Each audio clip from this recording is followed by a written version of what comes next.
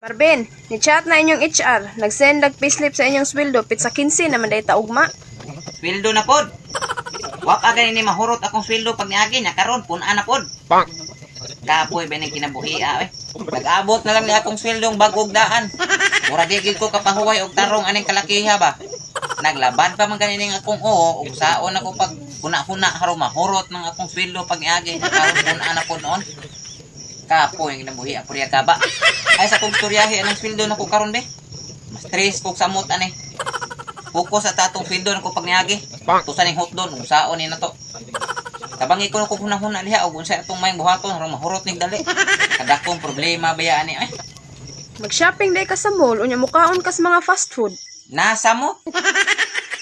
Nagkaon ro magani kog puros kanon o kay gipulan ako kinaon anang mga mahalon nga kananan. Kamo kunoy nasa akong lugar. Inig pamahaw atos mang inasal. Inig mo snack atos jabile. Inig kaudto naman lain na pong kananan nga mahalon. Pagkapuol trabaho ah. Bidlion ta madugay kinaon. Nya nakadungog na pud kog istorya nga pun-an na pud kuno 100 among sweldo. Mario Chef. Murag wa naman ni hapit na mao ni mga kompanya eh. Ang ilang gihuna-huna ang ilaharag yung kaugalingon. Wa sila maghuna-huna namo og naglisod ba mig hurot aning among sweldo. May patong uban nga wa nay sobra halo sa ilang sweldo.